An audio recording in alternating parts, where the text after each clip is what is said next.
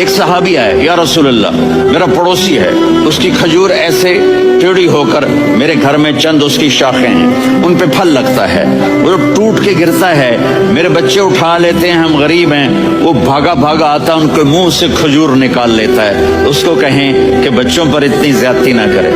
آپ نے اس کو بلایا، وہ منافق تھا، آپ نے اس سے فرمایا ایک سودا کرتے ہو؟ کہا جی کیا؟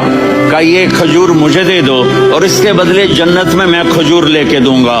وہ کہنے لگا یا رسول اللہ یہ اصل میں میرے بچوں کو بہت پسند ہے، کوئی اور کھجور ہوتی میں دے دیتا، یہ تو میری معذرت ہے۔ وہ تو منافق تھا، اٹھ کے چلا گیا۔ ایک صحابی بیٹھے تھے، وہ کہنے لگے یا رسول اللہ اگر میں وہ کھجور لے کے دے دوں تو مجھے جنت میں لے دیں گے؟ ان کا نام ہے ابو الدحداح۔ آپ نے کہا ہاں تو مجھے لے کے دے دے، میں تمہیں لے دوں گا۔ وہ اس کے پیچھے چلے گئے، اے بھائی کتنے میں بیچو گے؟ میں نے کہا جا جا، میں نے اللہ کے نبی کو نہیں دی، تمہیں کیسے دے دوں؟ کہا اچھا بھائی منہ سے بول کتنے لینے ہیں؟ تو اس نے جان چھڑانے کے لیے کہا کہ اپنا سارا باغ مجھے دے دے، کھجور لے لے۔ باغ میں 600 کھجوریں اور یہ کھجور کسی اور کو دینی ہے۔ تو کہتا ہے پکے ہو، پھرو گے تو نہیں؟ کہا میں پاگل ہوں، میں پھروں گا؟ مجھے 600 کھجوروں کا باغ مل رہا ہے۔ انہوں نے کہا ڈن، کھجور میری، باغ تیرا۔ وہ بھاگے بھاگے آئے، یا رسول اللہ میں نے سودا کر لیا۔ کہا کیسے کیا؟ کہا سارا باغ دے کے کھجور لے لی۔ آپ نے کہا پھر میرا سودا بھی بدل گیا۔ کم من عدق رداح ودار فیاح لأب الدحداح فی الجنہ۔ میرے ساتھی میں اپنی آنکھوں سے دیکھ رہا ہوں کہ اللہ نے تیرے لیے جنت میں ایک گھر نہیں محل بنا دیے سینکڑوں، اور ایک باغ نہیں ہزاروں باغ تیرے لیے تیار کر دیے۔ یہ ہے ایمان کی نشانی، یہ ہے محبت کی نشانی۔ سارے صحابہ مل کے آئے، کہنے لگے عمر فاروق سے کہنا ہے نبی پاک کے زمانے میں تو ظاہراً غربت تھی، ابو بکر کے دور میں بھی غربت تھی، اب تو بڑا مال ہے، عمر سے سفارش کرو کہ عمر نیا کرتا پہنا کرے۔ ملکوں کے سفیر آتے، عمر وہی پھٹی پرانی چادر اوڑھ کے اور وہی کئی جگہ پہ پیوند لگے سوٹ پہن کے سفیروں کے سامنے بیٹھ جاتا ہے۔ عمر کو مشورہ دو، طے ہو گئی بات۔ سب نے جب مشورہ دے لیا تو سارے کہنے لگے یہ بتاؤ شیر کی مونچھ کو ہاتھ کون لگائے گا؟ کہنا کس نے ہے؟ بندہ بھی تو ڈھونڈو نا۔ میں کہا جناب میرا یہ خیال ہے کہ مولا علی شیر خدا کہیں گے، کیونکہ جس شخص کی عمر کو سب سے زیادہ حیا کرتے دیکھا وہ شیر خدا مولا علی ہے، رضی اللہ تعالی علی کہیں گے، اس لیے کہ جناب علی تو کئی دفعہ جب گفتگو کرتے تھے تو حضرت عمر چپ کر جاتے تھے اور فرماتے تھے علی نہ ہوتا تو میں ہلاک ہو جاتا۔ تو کہا علی سے کہو۔ جناب علی شیر خدا کو بلایا، کس کام کے لیے؟ جی اللہ اکبر۔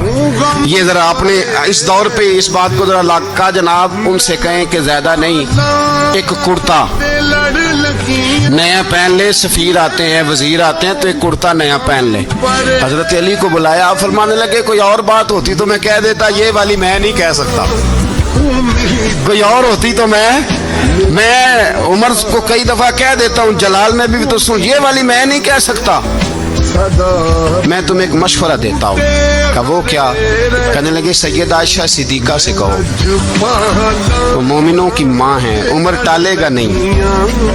اماں جی سے جا کے کہا اماں جی نیا کرتا عمر سے کہیں پہن لیں، وزیر آتے ہیں بڑے بڑے لوگ تو چلو کوئی حرج نہیں۔ اماں جی نے کہا اچھا کوئی بات نہیں میں بلا لیتی ہوں۔ جناب عائشہ نے پیغام بھیجا، جب خادم نے کہا نا مصطفیٰ کے گھر سے پیغام آیا ہے تو 20 لوگ بیٹھے تھے، عمر کانپتے ہوئے اٹھے، کانپتے دوڑے۔ حضرت عائشہ پردے میں تھی تو فرماتی ہیں عمر اتحیات کی حالت میں بیٹھ گئے۔ کہا اماں جی دیر تو نہیں ہو گئی مجھے آنے میں؟ کہا نہیں ٹائم پہ آ گئے ہو۔ کس لیے بلایا؟ میرے نبی پاک علیہ السلام سے پوچھا گیا مومن بزدل ہوتا ہے؟ حضور نے فرمایا ہو جاتا ہے، کبھی یہ غلطی آ جاتی ہے۔ حضور مومن کنجوس ہوتا ہے؟ فرمایا کبھی ہو جاتا ہے۔ یا رسول اللہ مومن جھوٹا بھی ہوتا ہے؟ تو میرے رسول فرمانے لگے نہیں، میرا کلمہ پڑھنے والا ساری غلطیاں کر سکتا ہے، میرا مومن جھوٹ نہیں بولا کرتا۔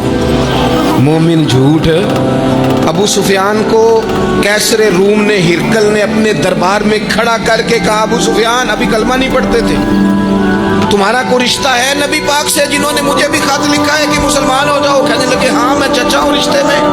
कहा वो कैसे हैं पैगंबर? तो अबू सुफियान कहते हैं चूंकि मैं मुखालिफ था, मैंने वो सारी बातें की जो हम उनके खिलाफ करते थे। उसने आखिरी बात पूछी, उसने कहा अबू सुफियान ये बता कि वो जिन्होंने ऐलान नबूवत किया है क्या कभी उन्होंने झूठ भी बोला है?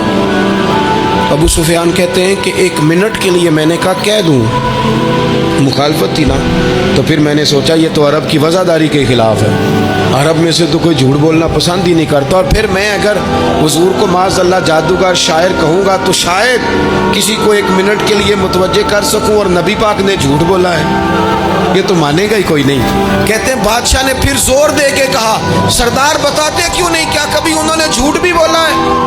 अबू सुफियान कहते हैं मेरे हाथ में छड़ी थी, मैंने जोर से जमीन पे मारी, मैंने कहा वो मेरे रिश्ते में भतीजे हैं, मेरी सख्त मुखालफत है, मैं उनके खिलाफ मैदानों में निकलता हूँ, जंगें लड़ता हूँ, कभी वो गालिब आते हैं कभी हम आते हैं, लेकिन मेरे सामने वो पैदा हुए, मैंने माँ की गोद में भी देखा, दादा के कंधों में भी देखा, चचा के घर में भी देखा, सैयदा खदीजतुल कुबरा का दूल्हा बने भी देखा, उनकी 4 बेटियां उनकी गोद में खेलते देखी, ऐलान नबुव्वत करते देखा, लोगों को मुखालफत करते देखा, मेरे सामने उनके मुकद्दस बाल सफेद हुए, मेरा इख्तलाफ अपनी जगह, पर बादशाह मैं कसम उठा के कह सकता हूँ उस महबूब की जुबान से जब भी निकला है हक और सच निकला है।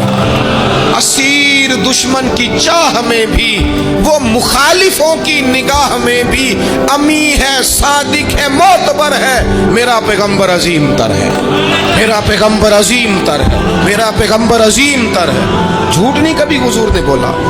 कहते मैंने जवाब दिया तो सन्नाटा छा गया सारे दरबार में, कितने उसने सवाल पूछे, घंटों बात हो, सन्नाटा छा गया, और फिर बादशाह ने अपना परना